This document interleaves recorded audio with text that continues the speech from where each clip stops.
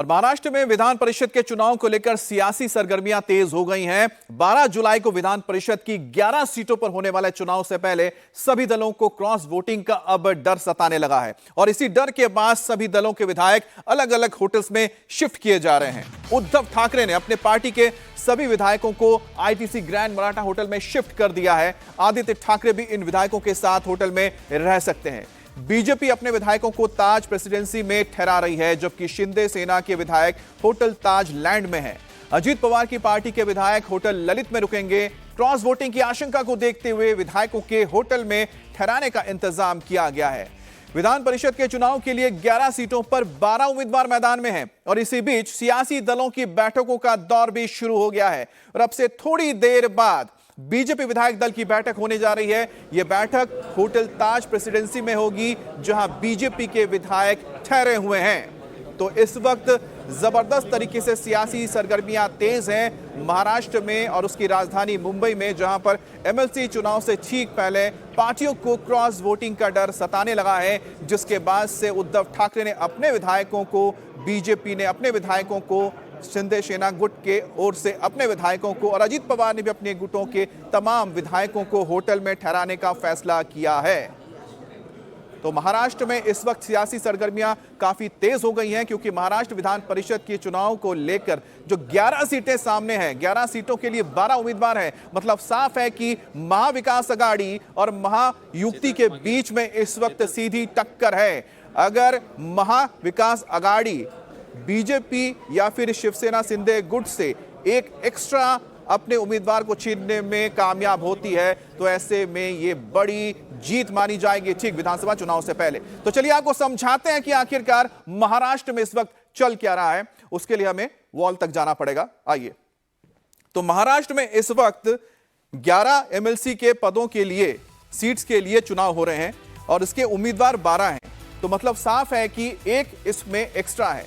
तो 11 सीटों पर अगर 12 उम्मीदवार उतरेंगे तो ऐसे में सारी सी बात है कि जद्दोजहद होगी और एक सीट जीतने के लिए 23 विधायकों की जरूरत पड़ेगी। उद्धव के पास 15 विधायक हैं। उद्धव ने भी अपना एक कैंडिडेट उतार दिया। 15 उनके पास विधायक हैं। 23 की जरूरत होती है चुनाव के लिए कि एक सीट के लिए चुनाव हो। तो ऐसे में उद्धव ठाकरे बाकी की जो बचे हैं विधायक कहां से लाएंगे, यही डर सता रहा है कि कहीं क्रॉस वोटिंग ना हो जाए। और खास तौर पे आप समझिए कि 2024 के जो चुनाव हुए थे उसमें जिस तरह से महाविकास अघाड़ी ने जीत हासिल की और ज्यादा सीटें जीती बनिस्बत 2019 के मुकाबले में, तो ऐसे में जो चिंता है महायुति, जिसमें बीजेपी, अजीत पवार की गुट और साथ ही साथ शिंदे के जो गुट के तमाम विधायक हैं, उनको अब डर सताने लगा है कि कहीं क्रॉस वोटिंग ना हो जाए। और यही वजह है कि इस वक्त अपने अपने होटल में ठहराए गए हैं विधायकों को। बीजेपी ने अपने 5 कैंडिडेट उतारे हैं।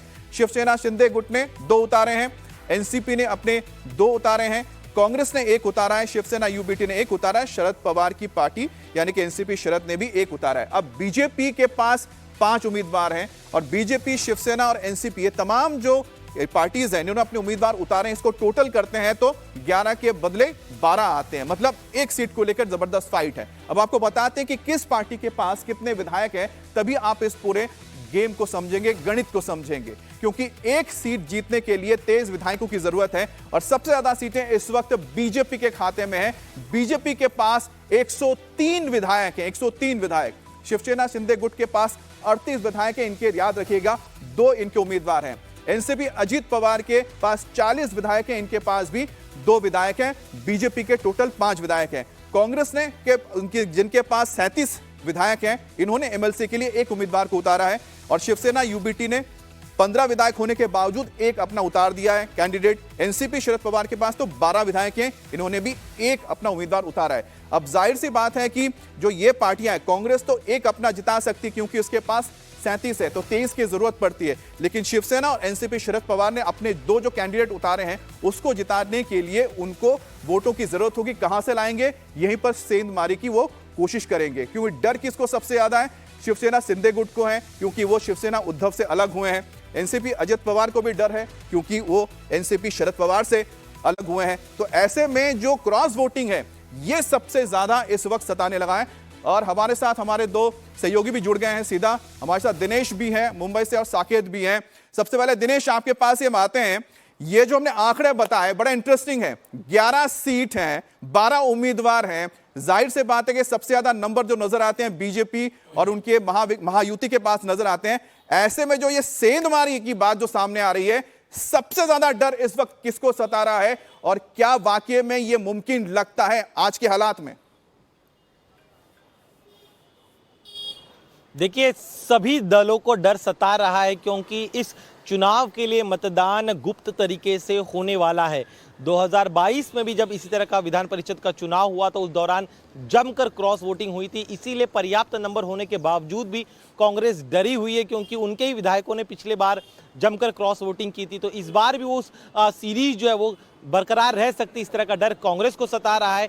ठाकरे के पास नंबर नहीं था, बावजूद इसके उन्होंने मिलिंद नार्वेकर को मैदान में उतारा है, जिनके सभी पार्टियों में बहुत अच्छे घनिष्ठ संबंध है और वो काफी ज्यादा कॉन्फिडेंट भी नजर आ रहे हैं। तो ठाकरे को अगर जीतना होगा, अपने उम्मीदवार को जितवाना होगा, तो उन्हें एक्स्ट्रा कोशिश करनी होगी। और कहां से उन्हें वोट मिल सकते? महायुति से मिल सकते। तो उनकी तरफ से प्रयास किया जा रहा है कि महायुति के विधायकों में सेंधमारी की जाए। इसी तरह से एनसीपी ने जिस उम्मीदवार का समर्थन किया है, जयंत पाटिल, उनके पास भी पर्याप्त नंबर नहीं है। बावजूद इसके एनसीपी ने अपने उम्मीदवार को उतारा है, तो उन्हें भी अगर नंबर चाहिए होंगे तो उन्हें भी सेंधमारी करनी होगी।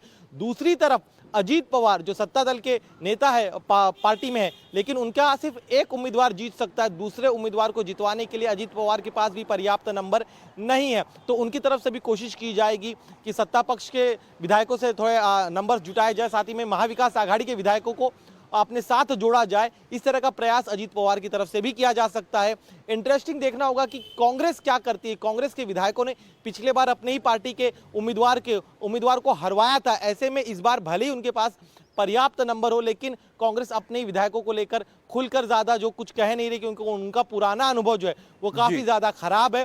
बीजेपी और शिंदे सेना के पास भले ही पर्याप्त नंबर हो निर्दलीयों की मदद से, लेकिन वो भी रिस्क लेना नहीं चाहते। जी चलिए भाई साहब, साकेत भी जुड़े हुए हैं। अब साकेत, जो नंबर को जुटाने का जो पूरा मसला है, एक तो जैसा दिनेश ने बताया है कि जो सेंधमारी हो सकती है महायुति में, लेकिन दूसरा जो दिखता है कि जो छोटे छोटी पार्टियां हैं, साथ ही साथ निर्दलीय हैं, ये कितने कारगर साबित हो सकते हैं महाअघाड़ी के, या फिर कहें कि उद्धव ठाकरे के लिए अपने कैंडिडेट्स को जिताने की वजह?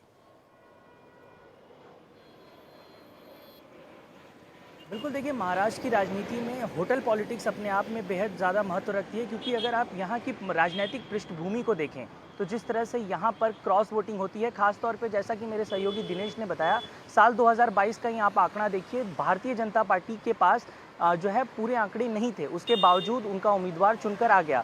उसके बाद कहीं ना कहीं दोनों ही पार्टियों में लगातार जो है वो डर का माहौल है, और यही कारण है कि अब होटल पॉलिटिक्स शुरू हो गई है और आज बैठकों का दौर भी होगा। लेकिन जिस तरह से छोटे दल, जैसा कि आपने बताया, चाहे वो AIMIM हो या फिर उसके अलावा अन्य छोटे दल हों, वो भी इस चुनाव में बहुत ज़्यादा महत्व रखते हैं, क्योंकि 11 सीटों पर कैसे 12 उम्मीदवार जो हैं वो खड़े किए गए हैं और उसके बाद कैसे वो चुनकर आएंगे। कहीं ना कहीं किसी न किसी को तो घाटा होना है, और अब ऐसे में जो सबसे ज़्यादा डर है वो भारतीय जनता पार्टी को होगा, क्योंकि लोकसभा चुनाव में जिस तरह से उन्हें नुकसान झेलना पड़ा और उसके बाद जिस तरह से ये पूरी राजनीतिक पृष्ठभूमि महाराष्ट्र में बनी है, उसके बाद क्रॉस वोटिंग का डर उन्हें होगा, क्योंकि बड़ी पार्टी होने के साथ साथ जिस तरह से लोकसभा चुनाव में उन्हें नुकसान का सामना करना पड़ा, और दूसरी तरफ कांग्रेस को बहुत ज़्यादा लोकसभा चुनाव में जो है वो फ़ायदा मिला, और यही कारण है कि अब उनका उत्साह जो है वो बहुत ज़्यादा है। और यही कारण है कि अब सभी पार्टियां क्रॉस वोटिंग के डर से अपने अपने जो उम्मीदवार हैं, अपने अपने जो विधायक हैं, उनके साथ बैठक कर रही हैं। बैठकों के दौर में भी जो सबसे महत्वपूर्ण मुद्दा होगा वो ये कि शिवसेना जो अपने 2 धड़े हो चुके हैं, उनमें अगर कहीं क्रॉस वोटिंग ना हो जाए, क्योंकि आप देखिए शिंदे गुट के जो भरत गोगावले हैं, उनका साफ तौर पे कहना है कि हमारे पास पूरा बहुमत है। आज उनके जो है, कल रात को एकनाथ शिंदे ने 40 विधायकों से मुलाकात की, वहीं कई विधायक आज भी ताजलैंड एंड पहुंचने वाले हैं। देखिए, वैसे भी दिनेश और साकेत, ये जो चुनाव है किस लिए अहम हो जाते हैं, क्योंकि आने वाले वक्त में अक्टूबर में विधानसभा चुनाव होने जा रहे हैं, और जो देखा जाए जो आम चुनाव हुए थे उसमें जिस तरह के परिणाम आए हैं, उसके बाद से एक अच्छा मौका है ये मैसेज देने के लिए राजनीतिक तौर पर भी, दोनों ही जो गठबंधन है, कि कौन ज्यादा मजबूत है। अगर बीजेपी और साथ ही सहयोगी पार्टियां अपने 9 उम्मीदवारों को जिता लेती है, इसमें सीधा मैसेज जाएगा कि दोनों जो गठबंधन है, एनडीए कह लीजिए या फिर महायुति कह लीजिए, वो अभी मजबूत है और आने वाले चुनाव में कहीं ना कहीं एक मॉरली वो बहुत स्ट्रांगली मैदान में उतरेंगे।